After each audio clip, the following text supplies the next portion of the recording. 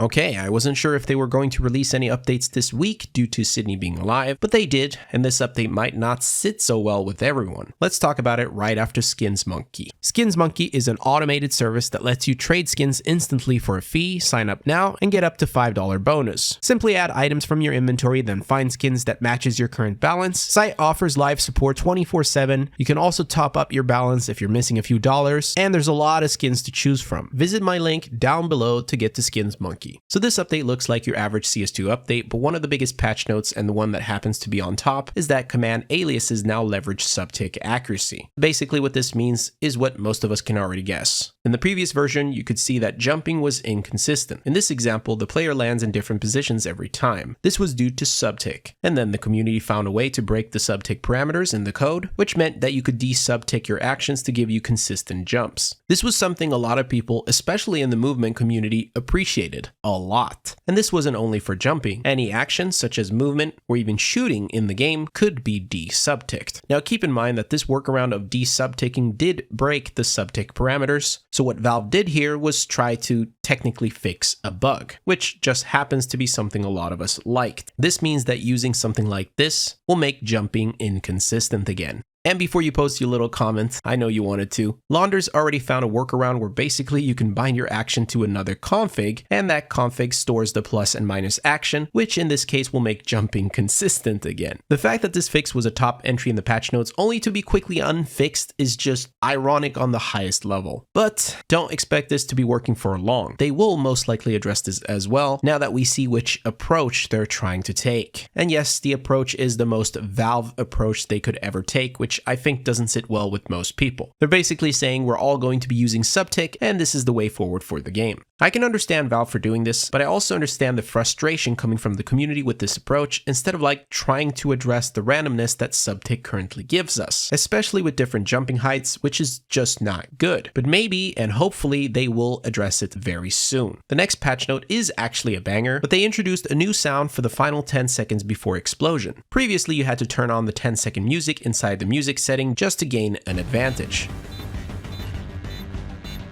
And now, finally, after all these years, they made it into a feature built into the game.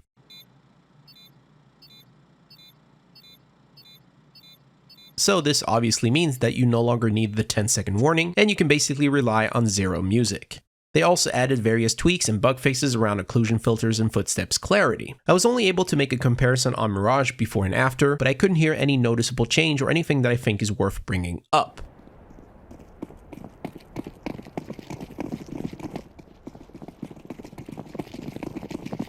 Also worth mentioning, the volume and the clarity of the audio seem to be identical. So my thoughts on this is that something has changed on maps like Nuke, which might be in response to some pros complaining about it during IEM Sydney. Sadly, I didn't get the comparison, but here's how it sounds today.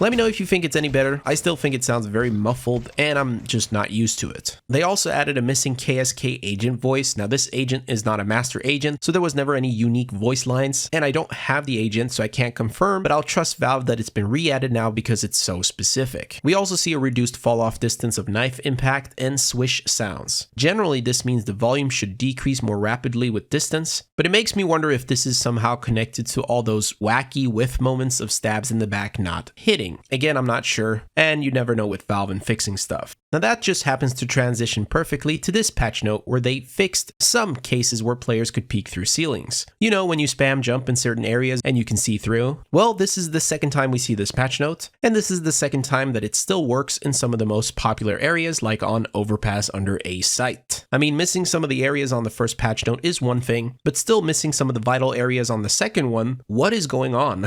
Anyway, we see a bug fix where diffuses would block the player from swapping to a gun dropped close by, so basically it should smooth things out. It's not something that I've experienced or I've heard anyone else experience, so maybe this happened during IEM Sydney. For anyone using the oversimplified net graph in the game, they've enabled a new setting that you can set to automatic under the game settings to display additional network issues. Now this is a weird flex, but I don't have any network issues, so I can't show you. But I was able to snatch a screenshot from Tostickles so you can see how it looks. Also, enabling netgraph is done through the console by typing this, and remember to set automatic under game settings. It's a nice addition to have honestly, but I would argue that CSGO's netgraph is so much better. This version is a lot less transparent, so it doesn't show some of the game's flaws. Whoa, did I say that out loud? The rest of the miscellaneous changes for this update seem to be for IEM Sydney, because we see fixes for missing game state integration data, which helps tournament organizers. The draw only def notices blocks match status alerts, so tournaments can easily use their own custom HUD, and they added a game server command to enforce player names to match registered tournament names. That was the update for tonight. Since we did see a lot of patch notes, which would directly affect IEM Sydney, I'm assuming all of the players are now going to run on the latest version of the game. Let me know your thoughts down below. Peace.